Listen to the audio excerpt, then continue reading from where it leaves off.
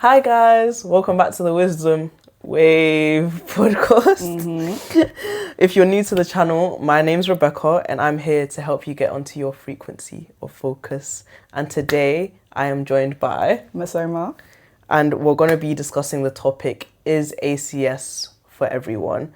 But before we kind of delve into that, just want you to introduce yourself, tell the people who you are. So hey guys, I'm Nmesoma Kamalu. I study land economy at Cambridge at Robinson College and I'm in second year, and I'm the ACS president for this year at Cambridge. T. Okay, so just to get started as a little icebreaker, we're going to do a quick this or that. Okay. And you can sort of maybe explain your answers. So, Right. Okay, the first one is Freshers Week or May Week? May week. May all week. the way. May week was probably one of the best weeks in Cambridge. Really? It was very overstimulating, won't lie. But just imagine the stress of you've done your exams and everyone's finished their exams and there's just so much to do. May balls, Emma Pool events, yeah. May week was just great. Wait, is Emma's pool actually nice? It's nice. Is it outside or Yeah, is it it's inside? outside. But obviously in the summer it's really nice. Okay. And obviously if you go with the Emma person you can go, so Purse. yeah, it's good. Okay, have to investigate. Okay, so dancing in the circle at an event or just hugging the wall? Which one's more you? Okay, wait, which kind of event are we talking about? Any event. I'm thinking about the brand. No, I don't like to be at the wall, it's a bit boring. But then again, if the circle is a bit too if it's not looking good for the PR, then we'll just be at the wall. But if it's an event with just me and my friends, then why not in the circle? First. Okay. Gowns or no gowns? Gowns. Sorry, I know kings that have gowns. We don't do gowns. I love a good Cambridge gown, can't lie. Yeah. High-key, I think gowns are kind of overrated. Certain people string me up for saying that, but gowns are they're not. I like gowns. They ruin the fit. Okay, I hear that sometimes. You know what I mean? But then again, I like the aesthetic. Yeah. Just Cambridge. Just Cambridge. Especially the graduation ones. First, no, the graduation ones. Yeah, oh, can't lie. I can't wait to get the hood. The hood, yeah. Okay. Just to start off, can you just define what ACS is? Because a lot of people actually don't know what it is. Okay, so on a broad kind of spectrum, the ACS stands for the African Caribbean Society. And from my perspective, its main purpose is to bring together the community of basically anybody who is of African or Caribbean heritage. And it doesn't mean that it's exclusive to only them. No, anyone can come to our events and stuff. But when you think about our purpose and who we kind of cater towards, is people of African Caribbean descent. It's meant to be a safe space for everyone of that descent. So that's basically what the ACS is in a nutshell. In general, sort of this debate of ACS, is it for everyone, kind of started and became popular on TikTok around the time of the start of Nmesoma last year. So when I first started at uni. I remember seeing the video. The video was actually not one of my friends, but a mutual friend. So when I knew her and I saw all the likes and stuff, I was oh my gosh, Jemima's trending. But when I first saw it, I was a bit I very much understood her point of view, and I was wondering if ACS here would be like that, as in sort of it felt exclusionary, or it felt it was very catered towards a specific sort of monotype of a black person. Yeah. I feel once I got here, it wasn't like that, in my opinion, but I can definitely see how that's the case in a lot of other universities. Yeah. So what is your initial view of that whole discourse online? Okay, so honestly, I saw the video a bit kind of later than everybody else, maybe November, start December time. I heard about the discourse, but I thought it was kind of just a resurfaced discourse, because this conversation about whether or not the ACS is truly inclusive has been around for years, but I guess it kind of comes in waves. Sometimes it's a big thing, sometimes it's not. Yeah. So the video itself was talking about, like you mentioned, the idea of the ACS only being for a certain type of black person or type of African Caribbean person, or you have to fit a certain mold or aesthetic kind of to be part of the ACS or to feel included. But I feel there's also the secondary, not even secondary, I think it's probably the primary one, debate about the ACS not being very inclusive for Caribbean people in particular. So I feel there's those two. So on the side of the ACS seemingly being for a particular type of black person, I understand why people would feel like that, right? Because I guess it's easy to say, like, when you kind of fit that mold, that, oh no, it's not, it's very inclusive, unless you've actually felt excluded before. But I can only speak from my experience, right? Because there's loads of different ACSs around the country. And for me, with my ACS, I don't think it's like that. And that's because we don't do anything to kind of give that narrative. I think it can be very assumption based sometimes, because, like, for example, we did a feedback form, right, at the end of Nmesoma. And some of the, like, there was a piece of feedback that we got that was more on the negative side, right? And we're going through it, kind of like dissecting it. But then we noticed at the end of the feedback that the person said they've never actually been to an event, but this is just what they've heard. So we were like, well, it's not really feedback, is it then? I don't really know what exactly to do. Because it's like, okay, if you came and tried it and said, this is what I observed, then we have more of a clear picture of where to go from here. But if you haven't actually observed anything, we can't really change anything because you haven't observed what to change, if that makes sense. So there's that. So there's people that actually haven't experienced it, are just going based on what people have heard. But for people whose experience it actually has been, I think it's just down to the type of people and environment of that particular ACS, I suppose. Because in our experience, I don't even know what to say about that. There's not a kind of aesthetic, like, cool. There are a lot of people that like the same things. Cool, everyone might like Afro beats, but that's not actually the case. A lot of people might like Afro beats, so to say, rather than bashment music and stuff. But doesn't mean that you're excluded if you like bashment music more. So it kind of goes into the role of a Caribbean officer within the ACS. I know some people feel like having a Caribbean officer may be a bit like tokenistic or a bit performative because you need to have someone there. But I don't think people realize how much of a vital role it plays. I'm kind of going to the second version of the debate here. But for me, for example, I'm ACS president and I'm Nigerian. And I'm very aware of the fact that if I go to any ACS, I'm probably going to find somebody who's from where I'm from, right? And I appreciate that. And that's why I need somebody who is not Nigerian, people that are not Nigerians, kind of give me other perspectives on, okay, how can we cater more to Caribbean people? What do they want to see? So I can't kind of make assumptions, if that makes sense. So you do need somebody who's actually from that culture to feed in, which is why I don't think that is performative or tokenistic in that sense. But then, on that kind of the debate and bridging the two together, is the ACS inclusive? I think it should be, and it can be, because if there should be any safe space for people of African Caribbean heritage, it should be the ACS, right? However, sometimes it is not, because maybe people aren't doing enough to make sure that those who aren't represented in numbers or those who don't have the kind of majority likes are represented or kind of catered to. And then, what was my second point? I lost my train of thought. So sometimes they're not represented or advocated for within a particular ACS. But then also, if people don't go to the events and trying to make that change for themselves, how would it become more inclusive? But I guess it's not as clear cut as that, because people might feel kind of resistant towards going to events if they assume they're not going to be kind of accommodated for. So it's quite a tricky one. But on the whole, within the Cambridge ACS, I wouldn't say that it's I wouldn't say that it's exclusionary in any manner. Or at least we don't aim for that to be the case. But we try to do everything that we can to make sure it's not. Yeah, fair enough. I think, like to an extent, do you think it's easier to sort of avoid that clickiness? Because, like, I think in Cambridge, like, our ACS is probably smaller than, like, a lot of other unis. So do you think because of that, it's sort of easier to sort of, like, avoid that problem? Or it's not, like, avoid, I guess, Okay, I think to some extent, yes. Yeah. Because I agree. I don't even know how small ACS is compared to other ACSs, right? So it's kind of like, in a sense, all we have is each other. Yeah. So there's not really much room to be clicky when you're all kind of just in the same boat. You need to hold on to each other. So I get that point. But then again, I do think just with the people that we have, we just wouldn't be clicky anyway. Yeah. Like, fair enough. Everyone is very accommodating to everyone. You don't have to like a certain type of music or a certain type of taste of fashion to be included. Like, no, I don't think that's the case. Fair enough. So I'm obviously like a fresher. I've only had sort of one term of being in ACS, but you've had an entire year plus. So what was your experience of ACS as a fresher? Okay. So for context, I am from West Yorkshire. So the number of black people in Cambridge compared to where I live was what?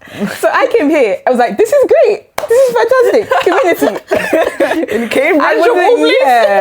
I wasn't expecting the community that was here. Yeah. So, to be fair, I did see it on social media, so I thought, maybe it might be good, but let me see for myself when I get there. And then when I actually got here, I found like more of a community than I've ever had before. So for me, it was a generally positive experience within the ACS. Yeah. And therefore that is something that I'll also take into account with like my perception of the ACS, because of course it's going to be more positive when you really had positive encounters. So of course it's not going to be the same for everybody, and I do acknowledge that. So yeah, overall my experience with the ACS was quite positive, so hence why I went for positive. Do you think, obviously you're from West Yorkshire, a lot of like the people, at least like in my year, are like from London or like at least like south of England. Yeah. So was that like the same experience in your year, and do you feel like that created like maybe an initial divide like when you first got here? Okay, so it's definitely the same in my year in terms of there being more people from the south of England. But I don't think it created a divide. And if there was a divide, that wouldn't have been the cause, if that makes sense. Like, that wasn't something... Okay, so to some extent, right, people from London, you know, they know themselves, acknowledge, oh, you're from where I'm from, you're from my borough or whatever. Yeah. There's not like a thing where it's like, okay, we're all from here, so we're going to chill together. It's not, that wasn't really how it went. It was just about, are you a likable person, that you make your friends. That's pretty much it. Yeah. So, yeah. Okay, fair enough. Cool. So, moving on to the next topic. I wanted to ask you, what do you think the point is of ACS and like of having these sort of like cultural specific spaces within a university? Okay, so you mentioned ACS and other cultural societies, so I'll start with ACS, but it can kind of actually overlap in the same conversation. For the ACS, I think for Cambridge in particular, it's so important, because if you look at the big picture, right, we're in a place whereby like Black people being here is low-key a bit of a new thing when you think about how long the universities existed for, right? People that came before us that paved the way for us even to be here wouldn't have had any sort of community, right? So it's such a privilege for us to have people that we can relate to, that we have similar struggles with, because that's something that people that went before us didn't have, right? So it's really important in that sense. And then when you even look when you look to other unions as well, the UK at whole, Black people, we don't make up that much of the population. So again, it's the same thing of being able to have people that you can kind of resonate with on a particular level, right? And being in places like this, and even in the UK in general, of course, you're going to face the microaggressions. There's going to be the stigma around you. And it's nice to have people whereby you know that, if for anything, that's not going to be the talking point of discussion. You know, they're not kind of wondering, are you supposed to be here? That kind of thing. I mean, for me, like, I wouldn't feel like an imposter amongst the people that are like me, kind of, to say. So, yeah, it's about having that space where you feel space. You're not, the first thing you're judged by is not how you look, but in terms of your race, right? They actually want to get to know you as a person. They look beyond that, because that's the thing you have in common. So you can kind of establish a different ground of kind of relating with one another, if that makes sense. Okay, yeah, fair enough. I think in my like experience, like ACS kind of in my head was just like the point of call, like this is the one place like I know I can make some friends. Yeah. Like, do you know what I mean? Because I like generally you're more likely to like have the same interests, you're more likely to like have stuff that you'll relate on and like different experiences. And sort of within ACS here, I found like a lot of us have been in like schools where we're not like the majority and like predominantly in white schools, so you have certain experiences that you might not be able to like relate with in, like people in your college or like your flatmates or something. So I think it's like really important to have these sort of safe spaces where you have like, not necessarily you can only find your people in these spaces, but like you can find people like you. Exactly. Does that make sense? Yeah. I think that's a really good point, because you mentioned like it's not like only all your friends are going to be in the ACS. That's not how it works. Like, cool. Like my core friend group, yes, I met them in the ACS, right, in Freshers Week. But then my other friends around the university are not in the ACS, and like not all of my friends are Black either. So it's just about finding that balance, right? But it is just really nice to have that space if need be, right, where you can come to them and talk to them about maybe your experiences, or even talk to them about like your native language, how you want to learn that, other things, you know, things that you have in common, whereby with other people that are not from where you're from, you can't really talk about things like that. And it's also, you mentioned like we're the minority here. So for other people, like they can walk through the street and see people that look like them, right? But for us, it's like, like when I first came to Cambridge, I was walking for a minute, I was thinking, okay, so I've not seen any Black people. So what's going on here? Until then I actually found out they're right Black people. So, we're around. We're around. Yeah, no, I find like whenever I'm walking around and I see a Black person, I'm like, oh Very much so. Yeah. But yeah. So lost my notes. Do you think that ACS events are actually accessible to everyone? And like, how have you put in effort to try and make it so that it is accessible to everyone? Like so far as president. Okay. So first of all, let me understand the question properly. Accessible in terms of like accessible, like everyone can go. Okay, like feeling comfortable to go? Feeling comfortable, I guess, yeah. Okay, cool. So with our ACS, we've done a lot of events. Let me speak about like Nmesoma style events, for example. Let me go back to the start of our tenure, for example. Okay. So something like I mentioned at the start, that kind of can be an issue sometimes is people who are not part of the majority demographic of the ACS, right, feeling like they can't come to events because maybe what they like is not what the majority likes, for example. So we do put on particular events to kind of put the spotlight away from what the majority likes and onto people that aren't as represented in numbers, for example. So with our Windrush event, which was our second event, I think we did in June, that's an event where it's very Caribbean focused, obviously celebrating the Windrush generation. And we did that, what was the place called? K-Mills Hotel. Anyway, yeah. So we did that there and it was a really good event. We had only Caribbean food and most of the music was Caribbean, right? And that's a point that we tried to make because we understand that, of course, not everybody there was Caribbean, but it's still making the point that, okay, this is the focus of this event. Whereas in all the other events, for example, people that are majority African, and if the music is Afrobeat, you're probably going to know the songs, right? But everyone might not know the songs if you're not from that place. You know, that kind of thing. Yeah. So we try to do that in terms of those sorts of events. But then also within our events that aren't centered on representing those that aren't represented in the numbers, we still do try to incorporate elements, for example, in the music. There are parts where this kind of links back to the person that didn't go to events. Okay. But there are parts in the events where we'll just have a little bit where everyone is vibing to the bashment or to the dance hall or to the amapiano, just to anything that's, you know, not Afrobeats. And people like, they just vibe together, you know what I mean? It's not always Afrobeats all the time, which I get, it's what it can look like from the outside. When you're actually there, you don't see those parts and we're all like hyping up Ella, Caribbean upstairs, she's doing her thing. Like you don't see that if you don't go to the events. So, I mean, I understand, like I said, if you don't go, you're not gonna understand that's what it's like, but in my experience it's been very inclusive and accessible in that regard to everyone. Okay, fair enough. So apart from ACS itself, I've kind of observed, like, being black at Cambridge, your experience will sort of depend on like the type of person you are. Like I'd say like whether you're introvert or extrovert, or like whether you're able to like adapt socially to like different people. Do you think, like, how do I phrase this? Okay, let's start within ACS itself, and then we can move outwards. But do you think, like, within ACS, certain people thrive because of, like, the personality type they have?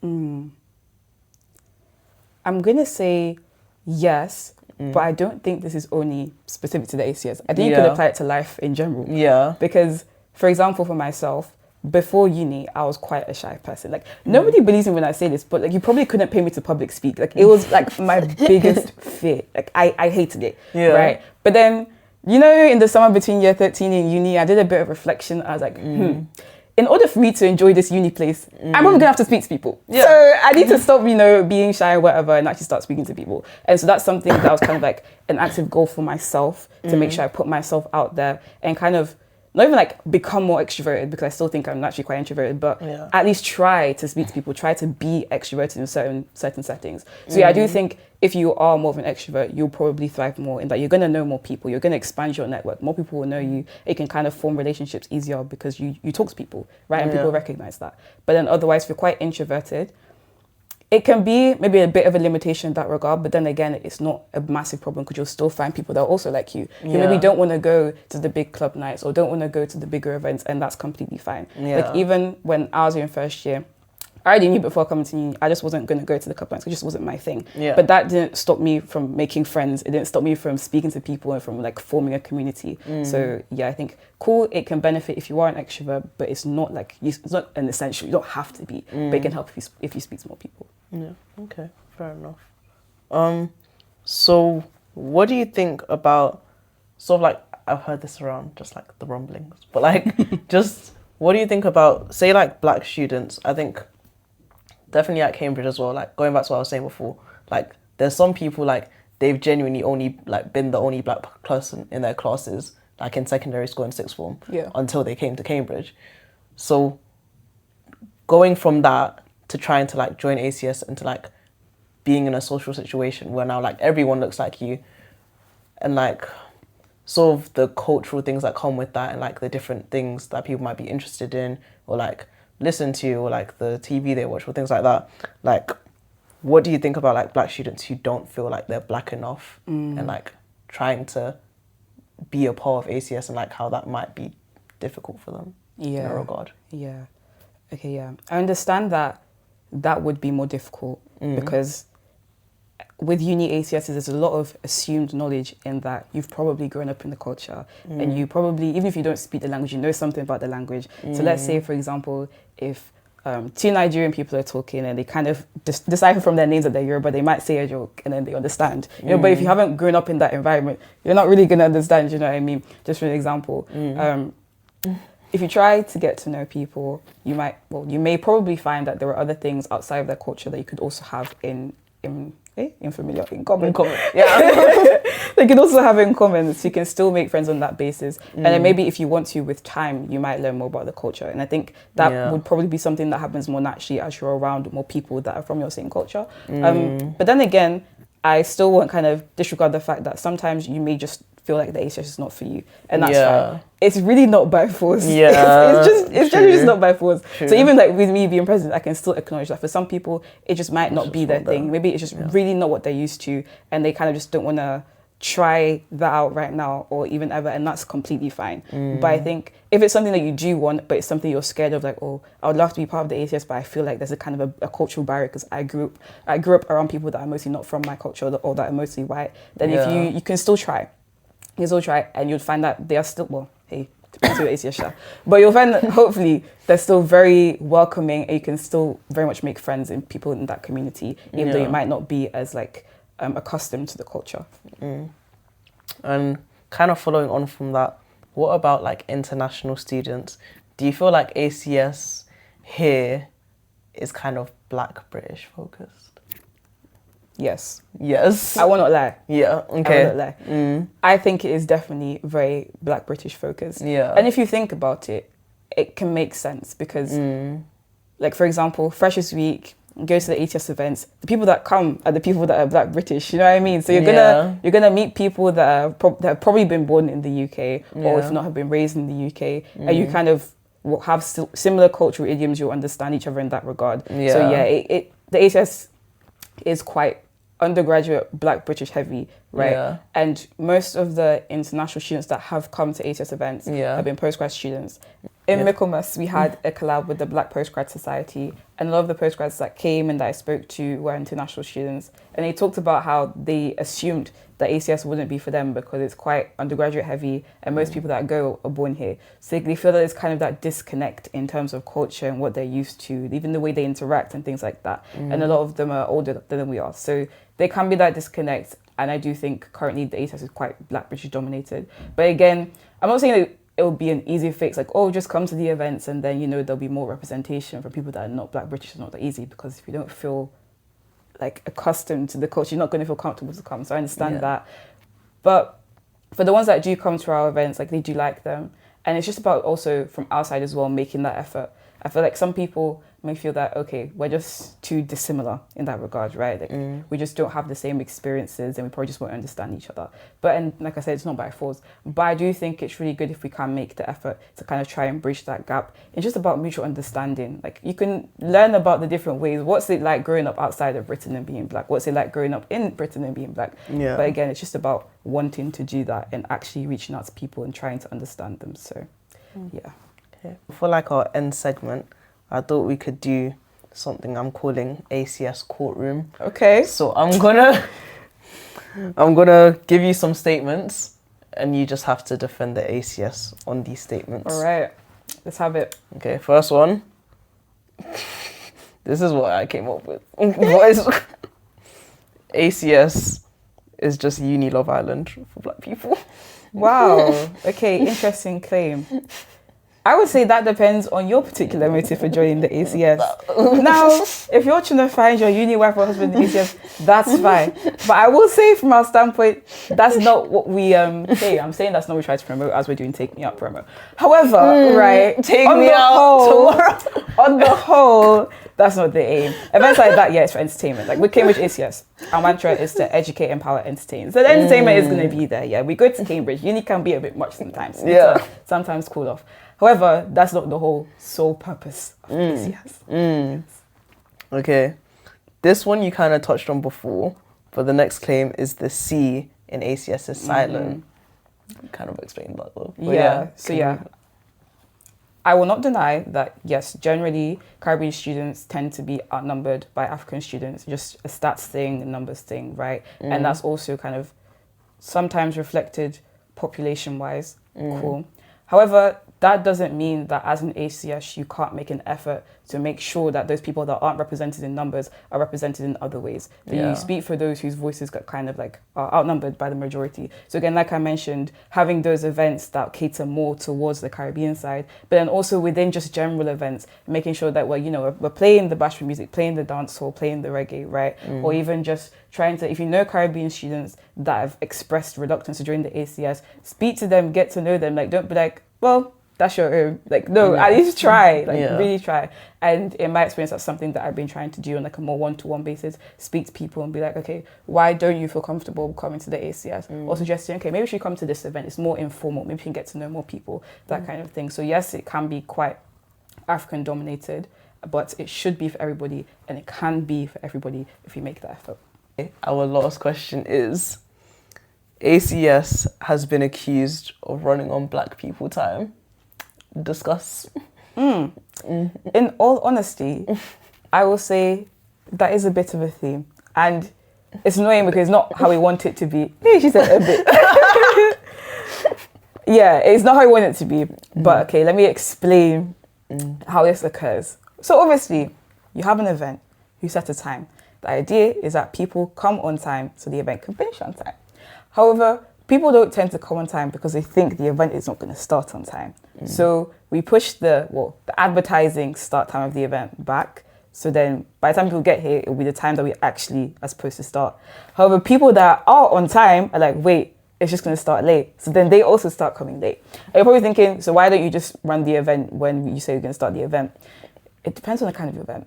So if it's a games night, for example, that's supposed to be for freshers or supposed to be for the wider society, and only committee are there on time, you can't start the event because the people that the event are for are not there. Do you know what I mean? So you have to wait until they arrive, which is late, and then it starts late. So yeah, that's how that cycle is. For other events like formals, it's easier because you have a start time and they start serving.